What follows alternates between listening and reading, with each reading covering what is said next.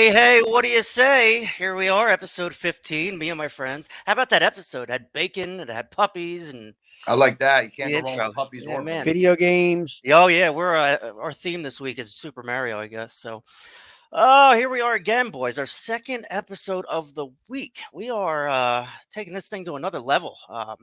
Just so everybody knows, I'm Tim. I have about a year of sobriety. My friend Nurse Mike on my right, he is a detox nurse. He's had a lot of experience. He knows his shit. My friend all the way to my right, Nikki D. That's my boy right there. He's the anchor of this thing. So Ah, we got a nice mix of guys. We like to touch on like our thing isn't. We're not 12 step. We're not celebrate recovery. We're not spirituality. I mean, you don't have to go to church 10 times a week to be in touch with God. You don't have to go to AA to be sober. Like we are find out what you need and take it. And we're here to help you navigate it. And that's what this episode is about is aftercare because it's hard to navigate when you're new into recovery. All of a sudden, you're in this rehab because you did something stupid, and then you're getting shipped off to this other place. You don't know where you're going. That's what we're here to kind of help you with in this episode. And we have a lot of experience between the three of us on all that. So, but let's keep it light real quick. Let's go around the horn here. Mike, how's your physical therapy? How you doing? Good. Physical therapy's on hold for a little bit. I just had a little epidural done on my back. Getting stronger though. I'm doing really good. All right. I feel Taylor's. good. It's been a great day, and if I'm glowing a little bit, I got a big promotion at work today. I don't understand. I got a big promotion today at work. Where do you work?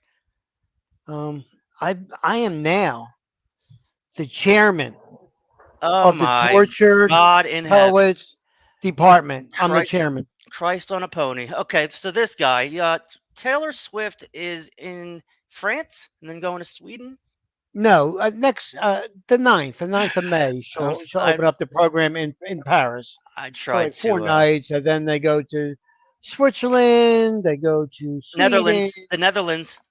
yes, and then they actually go to jump across to Spain. Actually, there's one night in like a Luxembourg, and then they hit Germany hard. Yeah, Then Spain, Portugal, Lisbon. So it's going to be a nice 2 months with 4 or 5 in a row, and then 3 or 4 days off. simple Four or question. five in a row, right? Simple question. Why is she overseas? Is there a This reason is a she's world tour. This is her Errors tour okay? from her previous album that was dropped. Well, The Errors, different what's Errors. what's the tortured poets department thing? What's that? Her new That album? is going to be. It's an album that was just dropped last Friday. Everybody thought that it had one album. It turns out it's a double album. What? There's 31 songs on this thing that dropped at midnight on the 19th, going into the 20th. They're all great songs. It's about all of her history and breakup. A lot of down songs about lost Yeah, loves I was and just her gonna say old that's boyfriends. that's her whole Her thing. boyfriend, she loves to really get after her boyfriends. Yeah, And in songs, every ex boyfriend has a song. yeah. And then she even snuck in, I guess, during the playoffs this season and did a positive one about Travis. About it's called High School. Okay. About how the football guy just looks at her, didn't want the trophy, just came for me. Some of the words kind of brings you back to the Super Bowl. He didn't run up for that trophy. He ran looking for her. Oh my God, Mike. So So let me. Does Nick look like one of the Kelseys? Kind of does, right? oh man, I get that all um, the time, dude. if the Jace. Kelseys were working for Iran and secretly bombing parts of the Jewish community, yes. He thinks you look like a Muslim tonight. Is his point? I put two and two together. I Yeah, you got got that. that. Yeah. Yeah, yeah, he's good. So But yes, so, with the new job, I don't know if I'm going to be able to do two a week all the time. I I'll see where that. try. But I'm glad to be here, and I'm tickled pink about it. I really wasn't expecting it, but hard work. Yeah. Hard work. I Yep. worked hard. God bless you. There's something seriously wrong with you. You know that, right? Yeah, That's why we're I all had a here. stroke. I had a stroke. Yeah, I know. You're wonderful, and we love you so much. Oh, the fans love you too. I got some questions. Speaking of fans, real quick, Lori K, Eddie, Yeah, Charlie, yeah, Charlie, yep, keep going. We read them. I yep. want you to know we do read them, We and read we them. pass them around amongst ourselves, and we're proud of all of you. We are. We're We so talk about it. all three of us are honored that people are watching us. We're three idiots. We're nothing, but like we We have can a learn from them too. we learn from them. I've been There's a so woman that lost a son that's trying to piece it back together from yep, looking in here. yep, That got to me a little bit. yeah, But there's people that are newly have child like Mike, newly in the system, we'll yep, call it, and learning as much as he can about addiction yeah, because it was a secret. It was a dirty secret. yep. And Mike and Lori Kay and Eddie. Eddie said we're saving his life, kind of. Well, that's like we have fun. We come in with Mario and we mess That's around. heavy. But this is real shit. That's why we have a podcast because people are dying because of misinformation or just whatever it is or no support. They can look at us and be like, "Oh wow, they figured it out to a degree." Um, so that's what we do this for. So as people are dying. I've had friends. We all know somebody that's died or been affected by a death. So that's serious note. That's why we do this. But we try to keep it light too. We like The having fun. stigma needs to go away of getting help and needing help. It does, It and has. It it has a lot. has it It's not has going yet. no It's not going yet. no. There is a stigma though. There's I wrote something down. Hold on. It's oh damn it. Oh, never mind. Oh, it's oh shit. It's like what people all right, they love you or they label you. You know what I mean? See these days. So either they're gonna do one of two things. Somebody's gonna love you because of what you're doing, proud of what you're doing, whatever, and then somebody's not gonna love you. They're gonna label you. He's a drug addict. That balance is shifting because there's so many more people on drugs and struggling and dying. That stigma is going away a little bit. Um, It is. People are more It is. understanding now. yeah, You're out on the streets during the day. You're out there more than me, being 54 years old. Between your other job, the company you have, the workers that you have working for you, Nick. Mhm. Um, do you feel that people generally are less private about addiction? Do you think it's more of an open conversation now than it was when you first started 7 years ago being clean? I mean, it varies. People who are newly in recovery and are still struggling with the fact of acceptance and accepting who they are. yep, They haven't really grasped the fact they're learning how to re-enter life as yep, this new person, right? I told you guys, I figured out that I needed to tell everybody. yep, And And nothing wrong with that, bro. I told the lady making my sub at Blimpie's my yep, first 2 weeks down here, like, hey, let me get lettuce, tomato. Oh, you don't sound like you're from here. Oh, I'm here for recovery. yeah. I'm here to change. If So if I could tell a freaking sandwich lady that, you know, I could tell anybody. So I personally am proud of it. yep, You know, I'll go up to a person I know at Wawa that's in recovery. You don't say it, but you go to give them a hug. People are going to put two and two together eventually. But I mean, it depends. It depends. And I like to think that a lot of the people that have come and work for me, it's like an open discussion. Not only we working, it's, us talking about recovery, us talking about life in general. So when they're more out and about, comfortable and talking in an open setting and things like that, kind of gets a little bit better. You know what I mean? So it does. It's different. I always used to say this: guys with tattoos back in the day, and guys in suits were the good guys. Guys with tattoos were the bad guys. hmm Now, 2024, guys in suits are the bad guys. Guys with the tattoos are the good guys. yeah. You I know? mean, Nick, like for you and me, we wear it like a badge of honor. You know what I mean? I'll tell everybody. I have a podcast about it. You know what I mean? If Yeah. you can't get more serious than that, you can't be holding yourself more accountable than that. Yeah.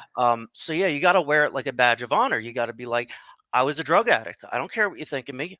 And that opens lanes to people that would never open a lane to. It's somebody's like, oh, he's a drug addict. I have questions for him. The stigma, that whole thing. So Yeah.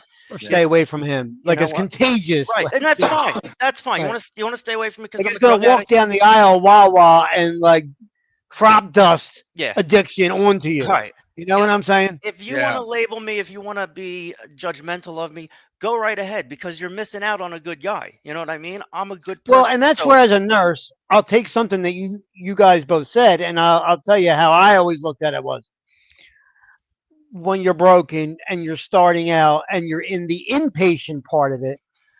I will label you and I will love you. yeah, yep.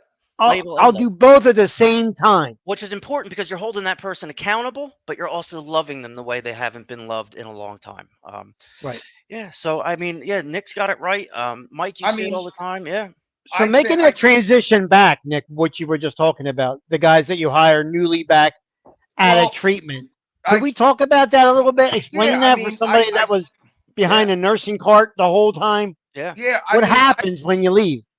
well, I mean, I try. I mean, for when you want to talk about leaving when you leave treatment, Yeah, I mean, right? unless you have someplace to go, No, I what mean, what's honestly, the first step when you walked out the door? I think the best bet is a lot of people want to go home. I mean, like I said, me, I had, and I know it's not just me. I know there's plenty of people that are in the same situation where they do have nowhere else to go. Yeah. I was in a situation where I was getting into trouble up north. I didn't get into treatment, but I took the suggestion and went to a sober living facility. Um, Now, at a treatment, I would recommend. I didn't have kids being held on to. I didn't have a girlfriend, wife, career, anything. So I had the chance to go to a sober living. You know what I mean? I Sober think it's living. Who pays for that? well, I mean, it depends. You could get county funded. You can Yeah. get county funded. There's so many different things. I mean, when I was working at the spot that we were at, I was like the go-to guy to a lot of them where I could find them funding. A lot of times, a lot of the case managers or therapists were struggling to find whatever information they could get. But at that time, I had a good amount of connections with certain people that could, whether it's the JCC, which is like the Jewish center, they did a lot of it.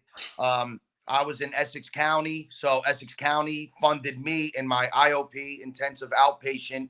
So they funded me for about 3 months until they cut me off. Yeah. But you could either Now what they that's if something different you just said. Now, not that you got to talk to me like I'm stupid on the street. What's intensive outpatient? Is that something with sober living? well the Tim, go ahead. Yeah, let me just explain it how I've lived it.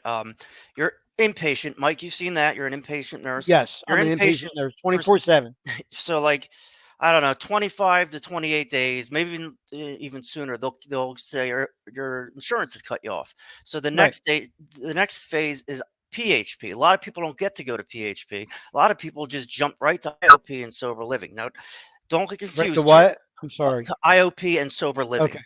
So let's not get confused here. So a lot of places, all right, you can't leave an inpatient facility without an aftercare plan. That is how it is. It's That's an insurance regulation, probably. I mean, they want to make sure you're not going to be back next week. state law.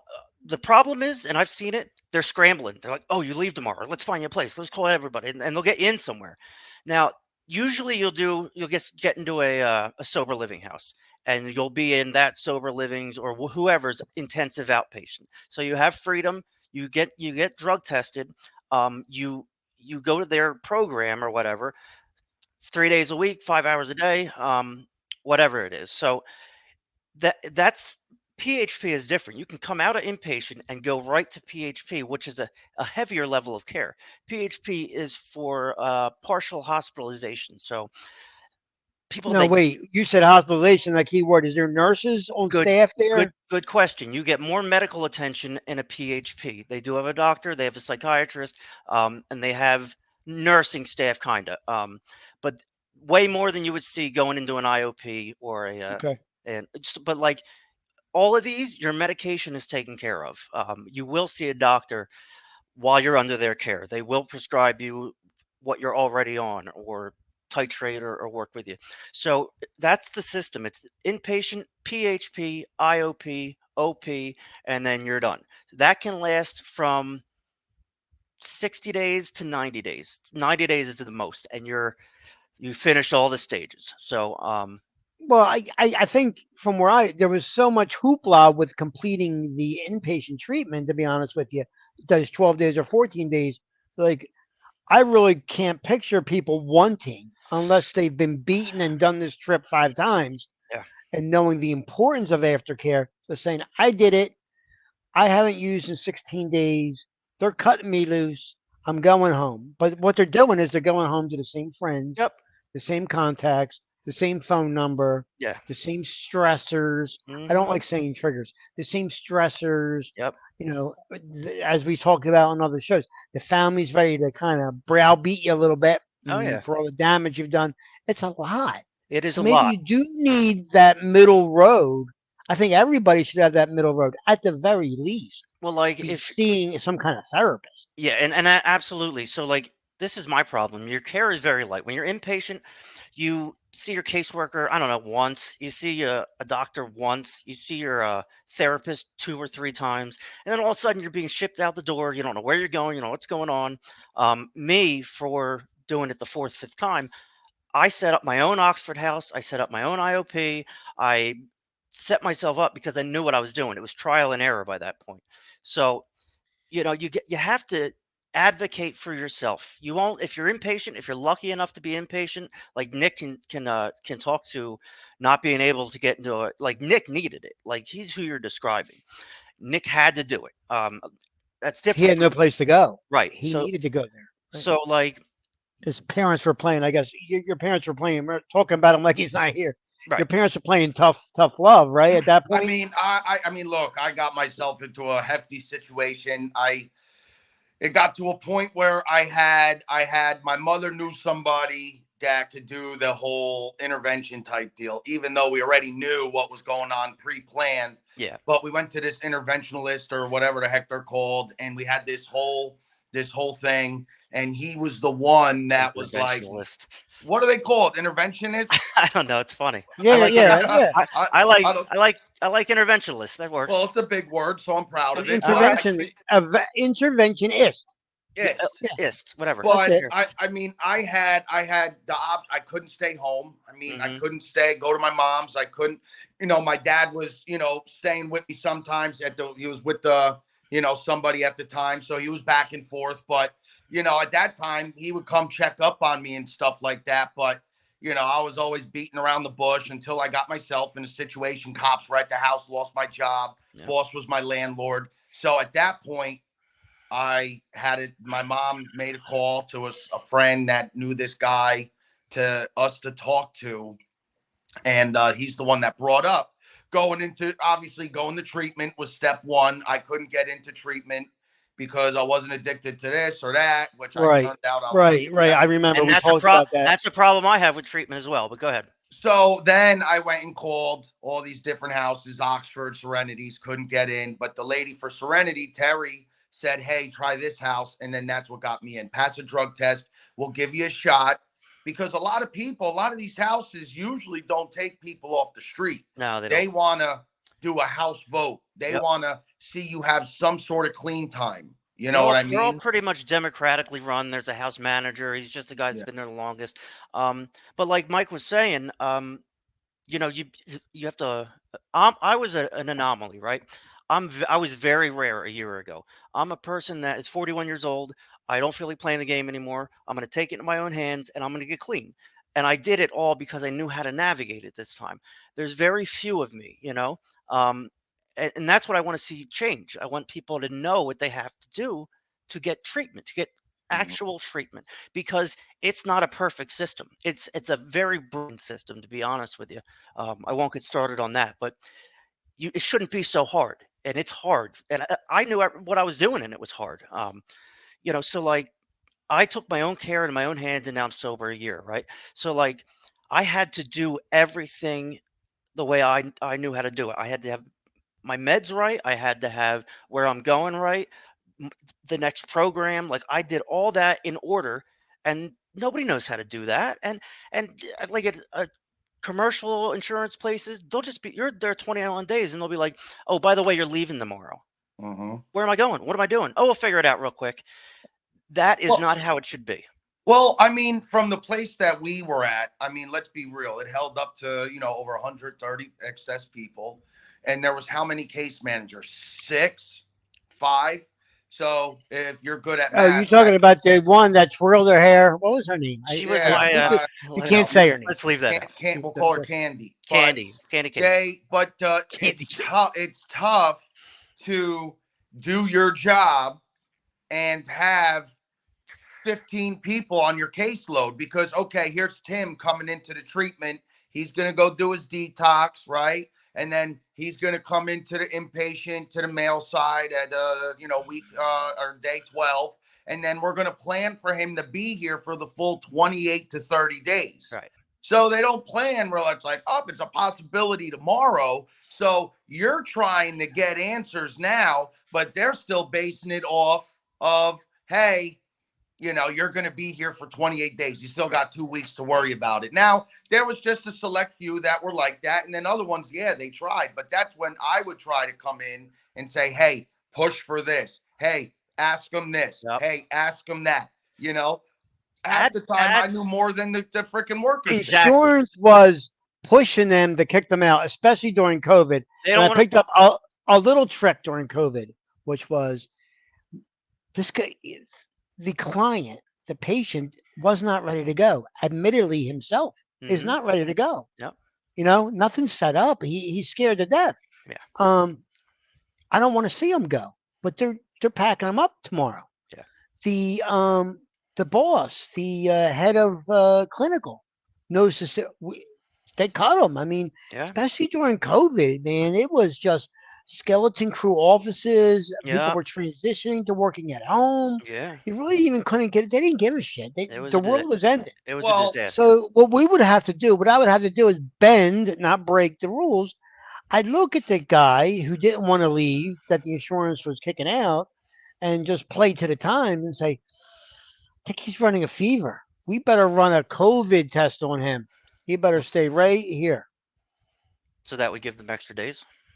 Well, we'd have to send it to the lab, but you know how Oh busy yeah, the yeah. lab was. Yeah, that time. Oh, it came back negative, and everything was set up. But I mean, I had to pull that a couple times, and I won't say where or why or Right. whatever. But But that's our they made it that way. point. It's not a perfect system. COVID was a disaster. I was both But we found a way. I was a worker and a patient in the COVID bubble. mhm. I experienced them both. That was a disaster. But aside from COVID, the system isn't right. The system is you go to rehab for 25 days, whatever, and then you go to sober living and you're doing an IOP. That's the treatment that is offered. Um, that's not enough, and most people are just say F it and they're just going to give up because it's not structured. It doesn't make any sense. And I've been clean 25 days for the first time in 10 years. Now you're putting me in a house with a bunch of drug addicts and I have to go to IOP, which I don't even know what that is. I can't even get to that. And I got to pay rent. I don't have any money. There's scholarship for 2 weeks. By the time you get kicked out 3 weeks later, you owe them $700, whatever it is. So like, it is confusing. So I guess my main point is, and Nick can attest to it, advocate for yourself. Don't hang around in rehab and play games and eat chips and hang out with the girls. On working hours, figure it out because they're there to help you. But they won't reach out to you because they're overwhelmed too. I'm not busting They, anybody's yeah, balls. they were. But if you reach out to them, if you show an effort, they will show the effort back. You do have to work for yourself. And that goes to what Mike says. Do you want this? Do you really want it? Do you just want to go home after 22 days? What's your scenario? Those are the relapsers. Those are the ones that aren't First thing you coming should be back. thinking about doing is changing your phone, getting rid Yep. of them contacts. Yep. First thing you should be doing. I'm not a huge But now AA with the guy, but iCloud, I wonder if that makes it tougher with the iCloud. oh yeah, probably. But like AA says, change your people, places, and things.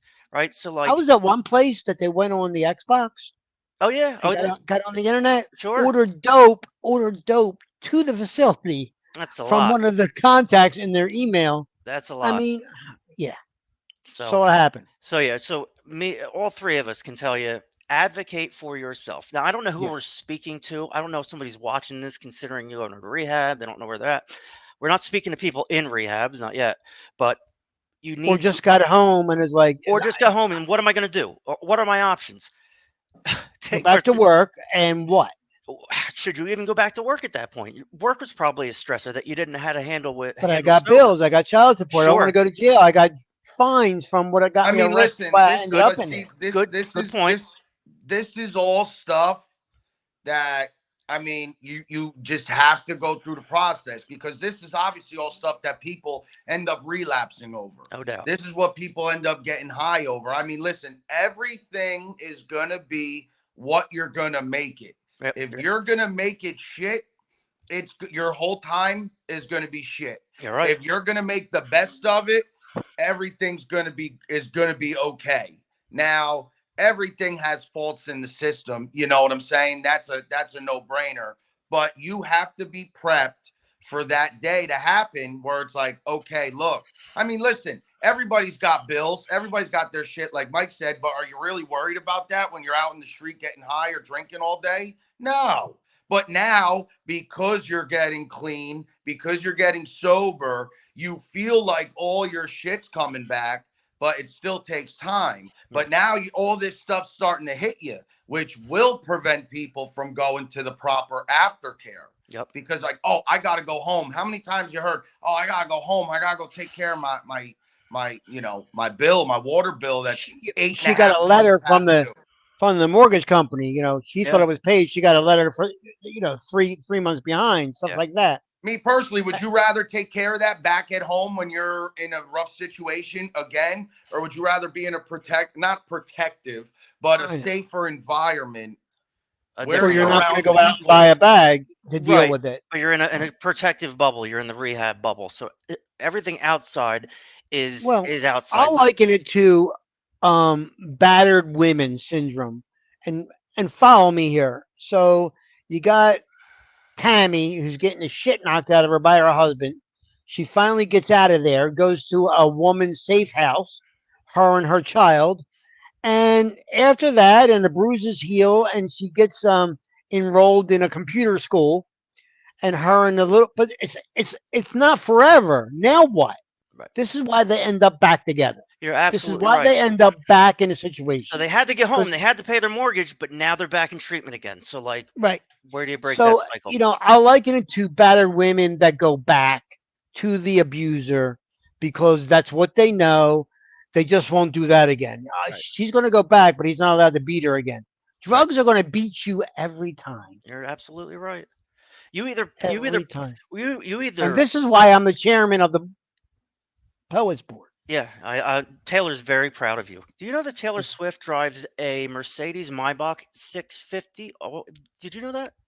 A Maybach, an Audi, and a Ferrari 458. She's got some shit. She doesn't drive much, to be I honest know. with I you. didn't think so. Her net worth is $1.1 billion. Sounds about right. Which, if I That's ever had this conversation, I think just for the greater Philadelphia area that she's from here, I'd like to see her open up like a $50 million endowment for exactly what we're talking about. it's Getting addicts it's and those in recovery further along than just the rehab assignment. that's what that would be great. I mean, listen, we can all sit here and count the number of patients. We know how much the insurance pays for them each day, and then we can say, "Oh, the staff. Oh, one guy's getting rich, and the system's broken." Nick hit it right on the head. It's what you make it. Doesn't matter where you And, go. and, and you said the most eloquent words of the night: be your own advocate. You're absolutely right. And the So first time around, it's no shame in the game. You don't know what an advocate in this situation is, there even But doesn't I need, mean, but see, unless it's you're in with a guy that's been there 4 times. but there can't be there doesn't have to be a second time and a third time and a fourth time, because those are the people that end up not coming back eventually. but see, it's tough. It's tough to be your own advocate. I mean, like I said, you can't. You're in a That's why you treat. were great at your job, Nick, because I you mean, helped them. yeah, Yeah, Tim, it's that's why you tough. were great at your job because you helped But them. but As a see, nurse, I skipped over the line. That's why I worked night shift. I could spend more time with them yeah. than I could in daytime going program to program to this to that. I could, if they needed me, they could have me for an hour and a half at night. Yep, from 2 to 3 in the morning. I've seen it. But that's why you guys were good at your job, because you helped blur the lines, and you guys jumped in and were real to the patients. They It would was come a and it talk was a about it. it was a fine line, but me and Nick navigated it pretty well. But the whole point is we're talking about advocating for yourself. I mean, I'll say People need first, to be taught how to do that.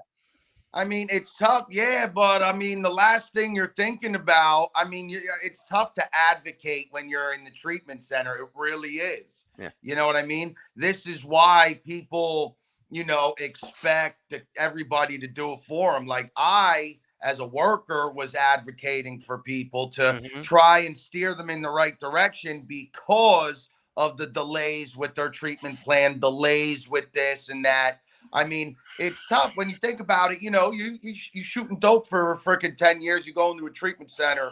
It takes you 2.5 weeks with the withdrawals and everything, and all the meds and all this shit to finally feel nice. And then it's like, it's a very select few that end up advocating. You're right. You know, I would just say it's tough because I would say make sure aftercare is so important, You're right. right? And Absolutely. And it doesn't. It's not just going to a meeting. Aftercare It's is a aftercare. it's a mindset. It is Right. where your head's uh, at, and am I going to put the work in and go look for it, or am I going to have it given to me? You For the expect people bubble to. of protection, whether you go IOP, PHP, Well, that's the point. sober living house, is that even explained to them, the To a differences? to a degree, but like I said, you only see your I mean, caseworker I'm every. learning tonight about them a little bit because I dealt with the first 10 or 20 days, and hopefully we didn't see them again. Right. It's That was not a my hope, great. not to see. It's not a great I would see system, them but come for a meeting at the facility yeah, sometimes. Remember, we were maybe. talking Yep. about that, Sure. that they would open it up to the street. You would see them, and it was like, whoa, how are you? Yeah, you're in. Still doing great. Yeah. I'm Uh, I'm pro sober living. oh I yeah. mean, Oh yeah. if to break it down, if you have the chance to go back home or go back to a sober live or go to a sober living, I will say choose the sober living. I'm not saying it's perfect, but Nick, I'm gonna. You What's the can option? find like What? guys, because look at the guy that you know what I mean? Right. But Nick, what's the option? Right? Is sober living or what else?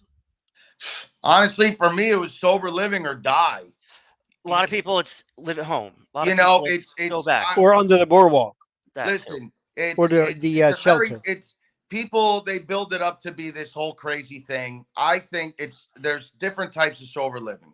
You have structured living, right, where you need more rules, more regulations, you're more under the thumb, they're going to check up on you all the time, or you choose an Oxford house. I was in a quote unquote start out structured living for 2 months. I accepted Months, the two fact, months, huh? and that 2 months, and you got a grant for that payment. You said No, for that, that was my money. That was my money. That was my money I had. But He's what I talking did about. was, what, Tim? Go ahead. Yeah, No, I put money down for the sober living I was at, the structured living. That structure. didn't work out. A lot of issues with people that have hate towards sober livings as well is they feel obligated to stay in that exact spot that where they're at. yep. Now listen, you're now out of treatment, right? Here goes with now that we're talking about the advocate, right? You got to know that where you're at, you're not signing this contract to be there. It's your own decisions. If Yep. you choose to leave, you can go to another sober living. Yeah. I I was going through some BS with the first structured living I was at. And I made a decision. Me and the guys I was in IOP with, we all met up at a meeting and we're like, let's go into this house. We went into this house in Atlantic City and we were like, let's make this the best sober living that is Start a in. revolution. And we went there and I had a blast. We would go to meetings together, go to IOP together. We would cook together. We did everything. Now, granted, everything is a process. You have to get voted at this time. I don't know how it is now, but I'm sure it's the same. You get voted in. Hmm. You go in, you have an interview process. Right. After the interview process, they let you know, right? They let you know if you're in or out. Sometimes people from RCA, or oops, there it is. Blur that out. Just kidding. I don't give a So shit. who cares? Fuck I them. I don't care. anywhere. Yeah, They would methadone, methadone. Yeah. they would get rides to the house Yeah. for a meeting. Okay, cool. Then you get a call, let them their case manager know next day, whatever. Hey, they're in. Then they get dropped off. They have a 30-day tryout period. They say we never really did that. You were Nah. in, you were in. You're in. But You're in. look, You knew, you it, knew, you knew. there's so many houses around. If you're not fitting in, I mean, it's technically Oxford is so laid back. You get drug tested, you hit your meetings, you're pretty much on your own. But if you were in a good house like I was, because you're going to get pushed to do great things, you're going to get help to get to work, you're going to get help to go to meetings, I and don't know it's if you guys know this, but while you guys were on the street and out of the inpatient, something that started to come up in inpatient was um, the LTGB Yeah. type houses, Hmm. specializing in lesbian, gay, and uh, I'll tell you, if I was a gay kid, a broken gay kid, the last place I want to go is where I can be bullied, which may have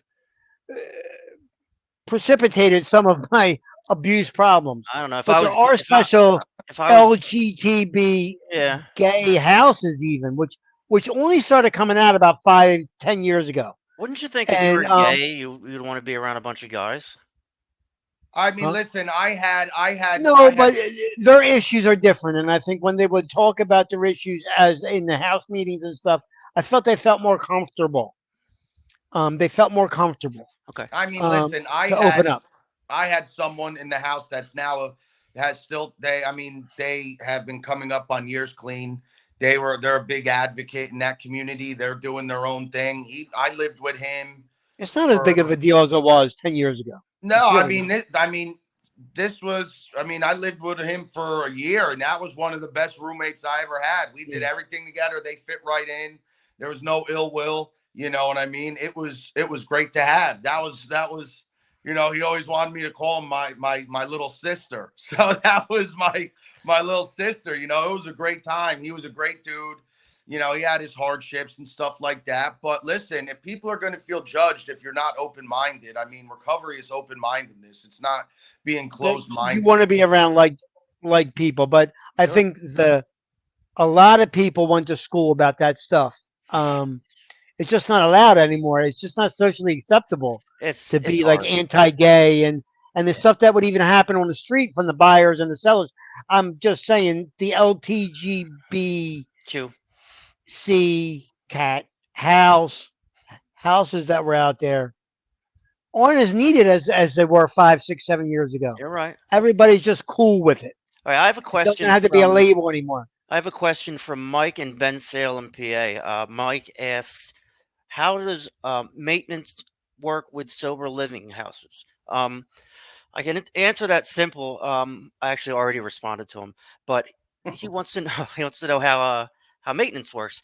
From my experience, it's hit or miss. Maybe they will maintenance houses will have a lockbox, a safe, and they'll usually have a house manager who's been there a while, who's been involved in their program, who will dish out your Suboxone once a day or one for 7 days or whatever.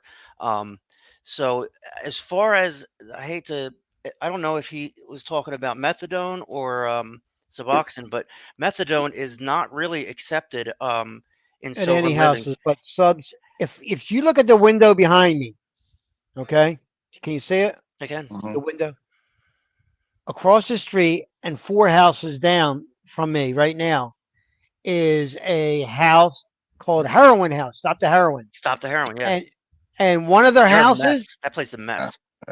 one of their houses actually is for subs Yeah. maintenance. So every place, every IOP slash sober living, whatever, every we're not talking about Oxford. Oxford's will say yes or no. And if it's yes, you just handle your own meds. Don't be a nut.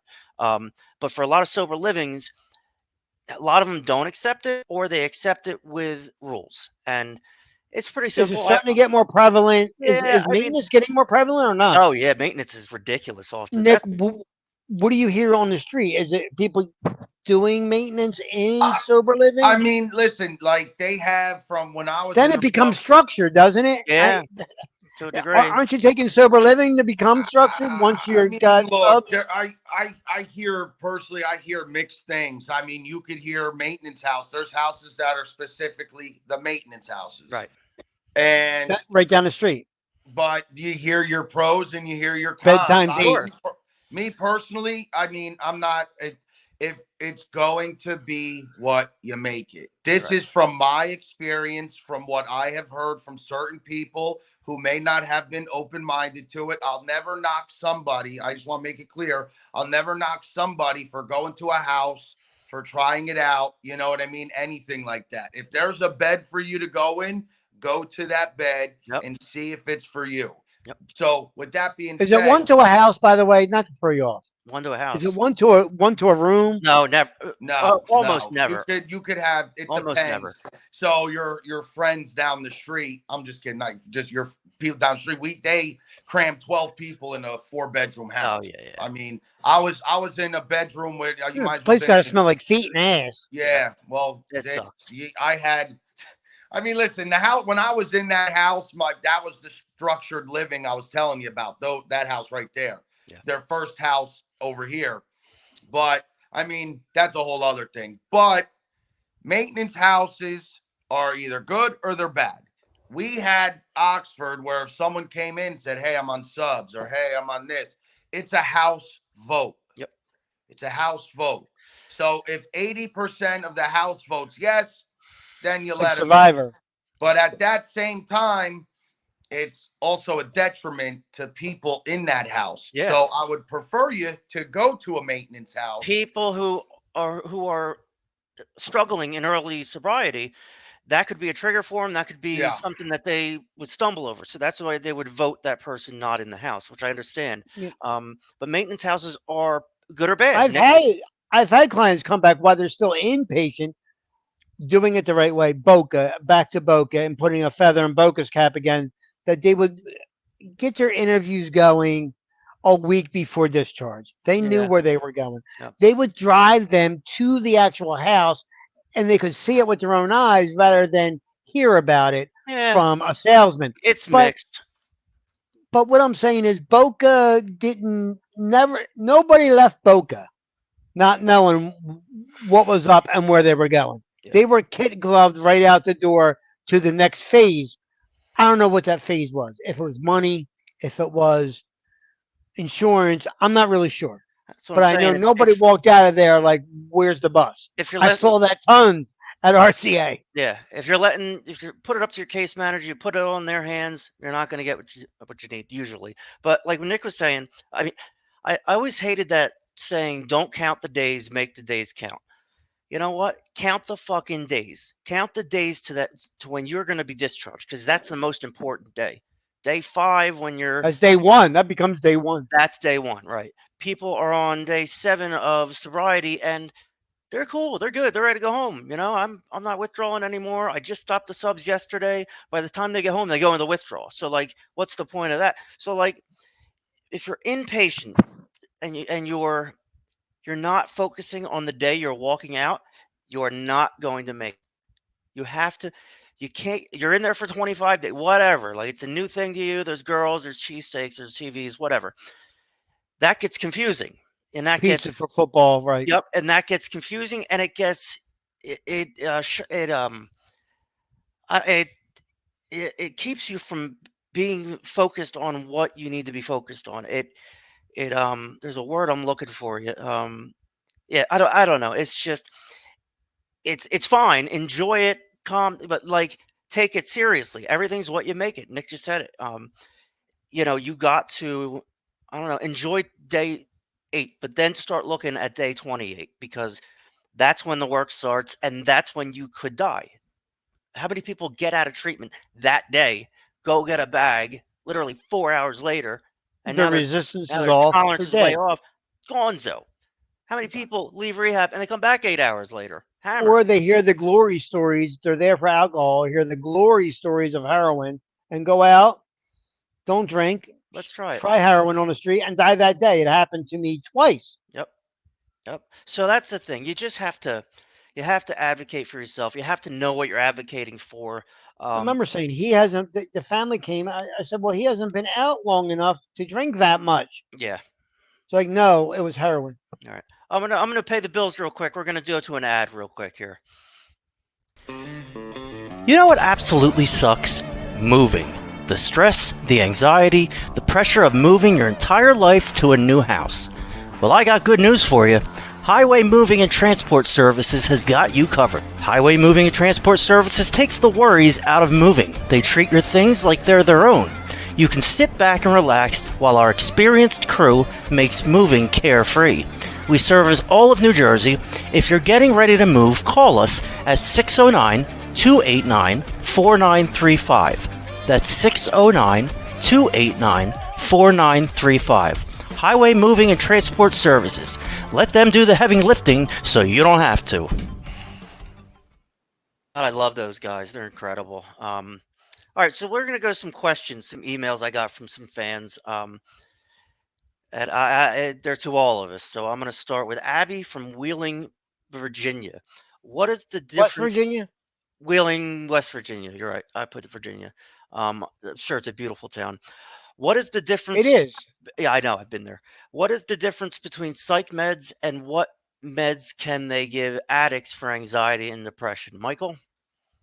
one of the most common is Visceral. It's basically a little stronger than a Benadryl, brings you down. Hmm. Also, coming off of meth or any kind of heavy stimulant like cocaine, we usually it's a hard drug. It used to be the only blood pressure pill back in the day. Remember when Clonidine. grandma, well, yeah, when clonidine, when grandmama and grandpapa used to have to take their heart pill 3 times a day, it only lasts about 4 hours, but it'll bring them down a notch. When they're freaking out, when they're getting tweaky, their heart rate will go up dangerously, and will bring them down 50 points in 2 hours and calm them down. Usually, just it's nice. It's like from what I hear, it's like smoking weed a Um, little bit. yeah, I've taken Clonidine. It just makes me tired.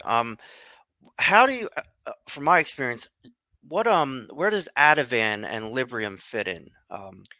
Well, Ativan is basically a mood. Ativan is very much like a Xanax, Yeah, but have the same feels as Xanax, just to make you chill a little bit. yeah, There's no properties of Ativan that are going to help you not want the drug. right, It's a way to safely, without it causing any other medical issues or being addictive, it's a way to make you relax and not worry about the drug so much. right. Let me ask you, with alcohol, they give people Librium or something so they don't have Yes, Yeah. seizures? Yeah. yes. So like that's Librium is so you don't have seizures, and it's one of the only and oldest detox drugs around. yeah, If you back in the day, you might get it two Librium and a cot in jail for a week. You know, yeah, it, that's rough. it, it used to be horrible, but jails now give you a little more for that. But Librium is Yeah, a benzodiazepine, which can be addictive. But right, remember, they're there for alcohol. They're not really there for drugs right, or the benzo use. right. I saw a lot of gabapentin and Buspar they would prescribe to people. Yeah, It's, I know Buspar. gabapentin is like is an anti seizure drug. Yeah, It started out. It's really marketed as a wonder drug. I know. Nerve pain, I have some. My dad's on seizures, them. tremors, headaches. It really is the one all to fix you up from whatever ails you. That's not really drug related. Right. Um, I take it's gabapentin. not addictive. I take them Although some for. doctors have tried to make it addictive by giving people 2,400 milligrams a day I prescribing. I take 1,800 a day, but I don't. I take it for my neck. I can't take any neck Right. pain. Like today was my neck was on fire. Like I can't Was it stand. raining down there or cloudy It barometer was. It, drop? yeah, the barometer dropped. So I was on fire today. I take. I don't abuse them. I take them as they're prescribed. But like I have them. My dad has them. They're for everything. They're for mood. They're for headaches. They're for blood pressure. They're for this. They're for that. Right. I don't know. It takes away my I don't pain. believe it when I hear that much. Yeah, no. But for me, it takes away my pain, and I'm not addicted to it. I mean, I probably. You can't be addicted to it, but it's right there the way they say everything is for weed, and that's legal and medical now. in New Jersey. Right. So just smoke a bowl Yeah. instead of taking a gabapentin is what I tell people. So how about psych meds? Is there a, certain psych med that's good for people in Well, it depends. This is why you got to do the self care yeah. and really be in with a provider that is a psychiatrist, psychologist that deals with a psychiatrist, or even your primary doctor that will listen to a psychiatrist or psychologist and prescribe it for you. Well, think But think there's about so much out there: SSRI, yeah. serotonin uptake inhibitors. There is now there's ones that maybe you're not getting the most out of your antidepressant. Now there's another one that you take on top of it. Abilify, something like that. Yeah, Yeah. Vyvanse is like a Yeah. stimulant, but you need to be under care for the psych stuff. Yeah. And like for me, And it they're just trial and error. I yeah. used to aggravate me that the doctor would start them in treatment, and you saw this, Nick. I know You're it. only there for 21 days. You don't find out what's going to happen with a Prozac for at least 6 weeks. 6 weeks. Why are you starting them when you're not even going to be their doctor after 21 days to see how they're doing? I have seen people started on Wellbutrin, like they were fine at day 8. Now all of a sudden at day 14, they're freaking the fuck out. And I asked him, "What psych meds have you taken?" Don't AMA. I'm trying to keep him in treatment. I'm like, "Well, did they recently put you on anything?" And he'll be like, "Well, they started me on Wellbutrin a few days ago." Ding, ding, ding. He's bugging Right, out, right, wanting to go home because he's having a bad reaction to. So you're right. Me at this point, I've gone through this enough to where I just go to my doctor, tell him what I take and what to prescribe me. right. And They're messing with their own brain in there. Let's not mess with it anymore no kidding, through pills. You know no what I kidding. mean? All right, I got a question for Nick. Hold on, where is it? For Nick, how Abby from Charleston, South Carolina. Nick, how long does it take to grow your beard? She said. Amor Akbar. She said, Uh, just kidding. Wonder what you do for daily for your sobriety to stay clean for as long as you have.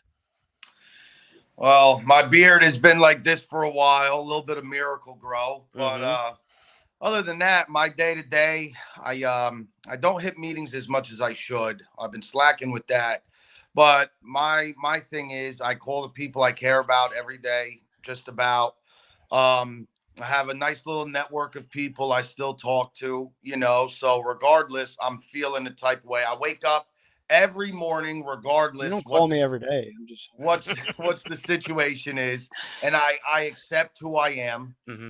I accept who I am, and I just get through the day. I start my day with positive thoughts. I get through my day with positive thoughts, and I don't any negative thought I have, it it's in and out. But what I do is I keep in touch with the people I care about. I network. I still talk to people from the rooms and things like that. Text them on a daily basis, and then just try and get another day clean. And Seven you're and a half years, it's a long time, but it's a day by day process. and you're doing something yeah. like this. You're on a podcast. You're talking about it. Like that's part of our recovery too. Yeah, I wasn't. I wasn't going to bring this up. I had it written down, but since you say you're positive thoughts and stuff. Me personally, I'll be open. I've been full of regret lately. I've been thinking about bad things and not. I have plenty of positive things going on, but I find myself looking in the rearview mirror and thinking about the worst times of life, like oh, how bad it sucked to be working at UPS, or how bad it sucked when I got into the car. I focus on these things, and it keeps me in neutral because I know it's. Listen, I'm all right. I'm just saying this is what I struggle with, and sometimes I don't wake up and I'm not super positive, and I feel like that stuff turns into a snowball. It turns into me just You're talking to my wallowing in the past. Yeah. and and I'm trying to acknowledge it. But like it can turn into a full day of just thinking about shit and really missing the day. That whole thing. If you're looking behind you, you're looking at the past. If you're looking in front of you, you're looking at the future, something that hasn't happened. You miss the moment, and I'm guilty of it. I can see it. In the past, I don't know, the past week or something. My anxiety is really bad. Can I give you some advice? Yeah, please. Two things I'm going to suggest when you're feeling this way. One is get somebody together, get on an airplane, go see your kids. That's a good Go up point. there, see your kids for I don't care if you get there Saturday afternoon and you leave Sunday night. I don't care. For 2 days, it'll mean the world to them. It'll mean the world to you when you get on that plane. Yeah, Okay, I go didn't see your even, kids for the weekend. I didn't even. Get a hotel. It doesn't matter. Number two is when that's impossible to do because you got one ready for college soon. You can't go crash in our dorm. Oh, Um, would be I want you to volunteer since you did so well with that fluff button there. yeah. I want you to volunteer to be one of the dog walkers. Pick a Tuesday and a Thursday at 3 o'clock to go to the shelter to show people around for the puppies. They need love too, and they give the most love back. So you're basically saying do something that makes you feel good. It doesn't have to. I'm not walking dogs, but I I'll didn't. do. I meant around the place, I got you. showing them, taking them to the fenced area so that people can pet them. I mean, listen, Being in a I'm on disability. I can do something like that, and maybe you're right. I don't know. It's not a horrible thing. It's just something I deal with. I'm sure a lot of people deal with in early recovery. You have to. I think you have to identify those thoughts and put them out in the open, which I just did. Um, and but you do yeah, see a psychologist, correct, or yeah, psychiatrist? yep. All that stuff. Yeah. I'm on psych meds. Been on them. It's just it doesn't change. It doesn't I'm not in just. recovery, and I see one. Yeah. In fact, I'll be honest with the audience here. I see one because of all the frustrations and the depression of not being able to work after the stroke, and this is my Sure. life now. I kind of hop around. My right side isn't strong. I'm half of a man. All the things that I have to deal with being a stroke. Thank God it didn't affect my brain Mm-hmm. or in fact, my brother and I are actually closer than we've ever been Yeah. in 50 years, which is Yeah. crazy. That's a He lot. came to help me. He's had a stroke too. But yeah, I see my guy is a substance abuse. He does substance abuse, and I know him from a referral, and he became my psychologist. Yeah. And he takes all insurances. Hey, reach out if you're looking for a good one around the New Jersey area. Please, he has a few slots open, which is very Yeah, rare. honestly, ZocDoc, I mean, you could see a doctor in fucking 20 minutes, Better Help is called Better Help. whatever. It's so He's with some easy. of those also. And if you go to a doctor and say, listen, I'm on Zoloft, I'm on gabapentin, I'm on Buspar, I'm on this, and I'm on that, they'll just be like, okay, how many milligrams? All right, here you go. So, like, Right, that's and what we're your talking. primary doctor will keep it going too. Well, that's what I'm saying. Like, you can find a primary doctor on ZocDoc. Like, it's really easy these days. So there's Right. no reason.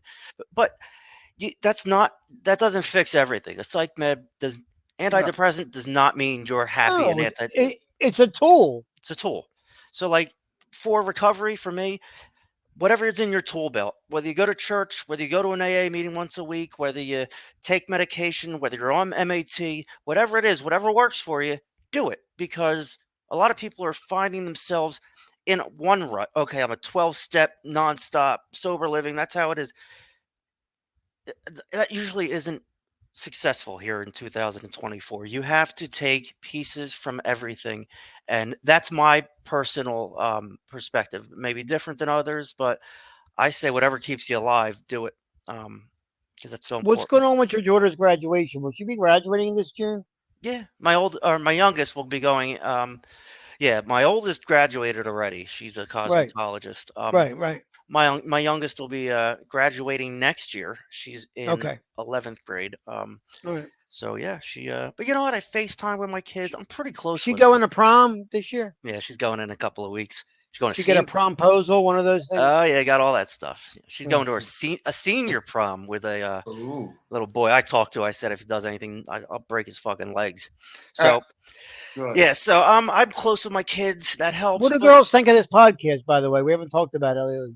they enjoy it. Actually, the song I played in the intro is a Hmm. song that we all used to listen to and joke around about, and I did that for them. And the Mario thing, I did all that stuff for them because I know they're watching. But They like Taylor Swift? oh, they love Taylor Swift. They mentioned you in that. Yeah, they're Swifties, kinda like that's kind of the Swifties are kind of older generation. They're like they listen to other stuff at 19 years old. But Right. yeah, I have two great kids, and I'm really blessed to have them in my life because there's a time my oldest would not speak to me. And if it was FU. Now we FaceTime. So like Time takes Hey, time. you Things ever get feel the better. need? I mean, I'm not that far. I'm Egg Harbor City. You can always stay at my place, man, and go see the girls if that needs to be your thing. Yeah, listen, I mean, I'm working towards all that. Everything's fine. I'm just, I was just sharing where I'm at because I'm not just because I have a Nick freight in the back podcast. of a moving truck. Yeah, he'll take Well, care of me. listen, you're doing the right thing with saying something. I mean, of course, that's number one. You feel type of way, say it, speak about it. But also, make sure you embrace the past. Listen, the past brought you to where you're at now. Now you have a relationship with your kids. You're doing a Let yourself off the podcast. You're hook, doing man. all these things. Embrace the past. Yeah, There's accepting, embracing, things like that. My thing, same shit. You go through it. You're going to have days, you're a little bit more stiff than usual. You don't want to get out of bed. You're thinking a little bit too much. Write shit down. I mm, wrote shit in a journal for my first couple of years. No yep, matter what it was, just write it down. yeah, Whether it's good or bad, just write it down. yeah, So you write it down, embrace it. You are where you're at now because yeah, of the shit you went through, and it's not always negative things. You're in a positive spot right now. You yeah, know what I mean? And then go for walks. Put your yeah, headphones in. And just go for a walk, dude. yeah. Isn't there snakes in Georgia though? I don't know, man. There's geckos. They're everywhere. Yeah, I don't know about Yeah.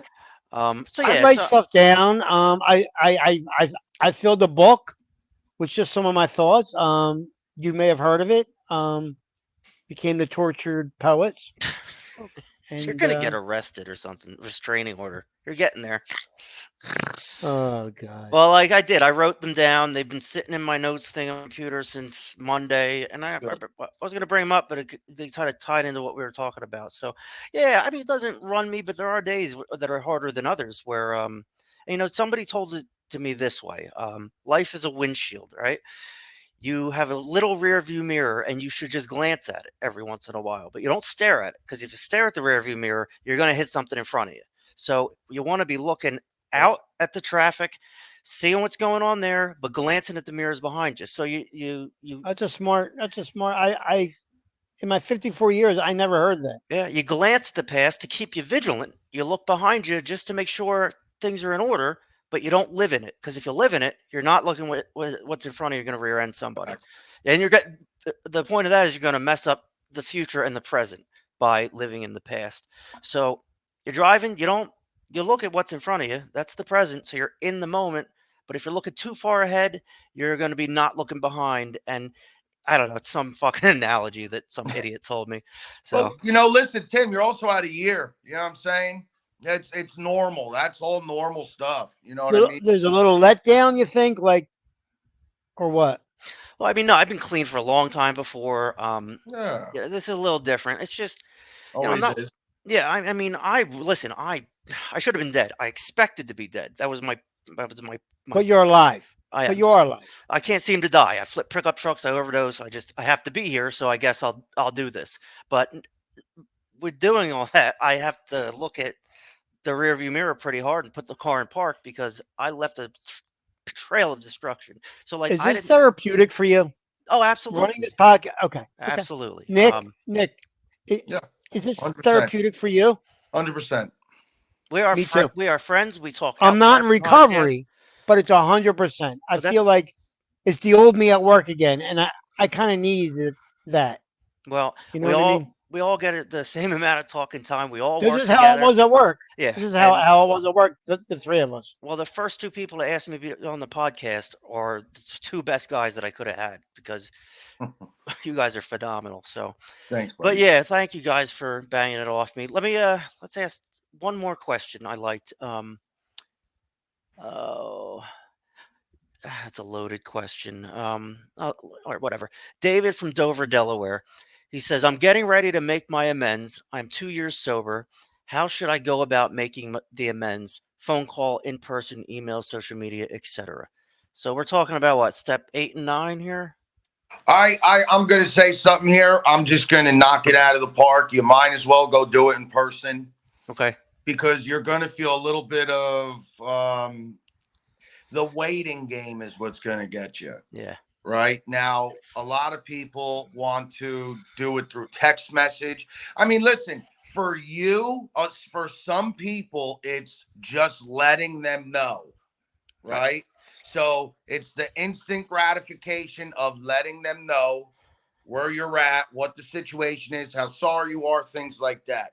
Other people are expecting that reaction. You're right. Now, listen, you could depend. I had a buddy who did 15 years of destruction to his family. He goes and it took him 5 years to get his brother to let him stay at his house and Yeah. let his brother take him in and this and that. So, me personally, but also look, step process or not, you make indirect amends whether you realize it or not. You're right. And that's how I've been doing it, making indirect amends. I mean, I've had a whole list of people, but throughout time, they see your progression. They're going to be a little bit bitter because of the things. Depends what you did to them. You don't think you did things to them, whatever. But I personally, even though it's harder to do it in person, you'll grow from it. I have to agree with Nick on this one. I would do in-person amends. Um, but it says where to do so would cause harm or hurt them or whatever. Um, if that's the case and you need that amends for yourself, I guess send them a Facebook message or text message or whatever. I don't know. That seems You don't go up unauthentic. to a guy, a buddy, or say, "Hey, buddy, hey, how you been? You been doing good? Yeah, yeah. How you doing? I was wondering. Hey, I just gotta say, I fucked your wife. Yeah, what are you gonna do? Like go tackle somebody at a grocery store? Like, Yeah, in my I but if fucked you, your wife. I, Thanks, will you stop thanks. it, Mike? Forgive me."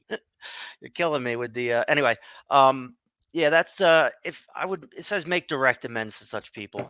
Um, so if somebody you got in a fist fight with and seeing them may cause a fight or it's impossible to make those direct amends or whatever, I guess if you have to do it, send them a message. But it seems unauthentic to me and it seems lazy. Um, so just And you don't wait. know the situation they're in when they read the message. They could be at work. The kids could be crawling all over them. Right. They could be half paying attention to their favorite team throwing a basket.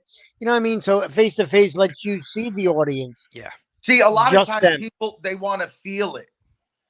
How and get many a hug times they after it, of course, if, right? Yeah, it's if for you were them. if you were an accused liar for so many times or a thief or a cheat whatever, you're like And, whatever, but when people see the change in how you actually are, but the one thing is don't I mean it could happen, but a lot of times it doesn't happen where it's like, hey, great job out of you, I'm Yeah. proud of you. It's going to take them time to process it just like Mhm. it's taken you time. Yep. You're mentally prepping for it. It could take you weeks, months to mentally prep to make this step for you. But the other person, they're not prepped. They're just all of a sudden, boom, there you are, and you're making amends. For you, it could work. For them, it might be a little bit tougher. So sometimes just show them what you offer, show them how you are, show them that you are changing on a daily basis. And then, God, I hope it works out. It's living amends, they call it. Just by doing your thing, living amends. I want to touch this one too. Mike from Flowertown, PA. Um, how long should I wait until starting Suboxone to avoid precipitated withdrawal? I already answered this, but I think it's an important thing to just touch on real quick. Mike, what did you see? I hear 4 days, 5 days. I hear you can't even um, avoid it. you can avoid it as long as as long as you're honest and when you took even your last little piece. But Yeah, rule of thumb, there was no rule of thumb. You just got to wait until it starts. Sometimes they were in rehab for 5 or 6 days before we started. yeah. They were sweating, but believe me, the people that are on subs that are coming off, or vice versa, Hmm. going to start subs, Yeah, they've been through precipitated withdrawal. They know. yeah. Listen to your body, I've not s- listen to what is. Listen to your body. I've seen people throw themselves into precipitated withdrawal just because they wanted something, Absolutely and now it's 10 times worse, and they're bouncing off the right. walls. And professionally, there was nothing that I could do for them. Yeah, That's horrible I know, to be a nurse, I you know, know. to help people, and I can't help you because you're in precipitated Yeah, withdrawal. it's over. You took it. It's Yeah, happening. Yeah. listen to your body. That's all I can say. Tim, do you color coordinate your shirts to match your graphics? I didn't until you mentioned it. So here we are with the green on green. Um, I don't know, boys. This is a great episode. Thanks for sharing. We'll talk. We'll talk directly after.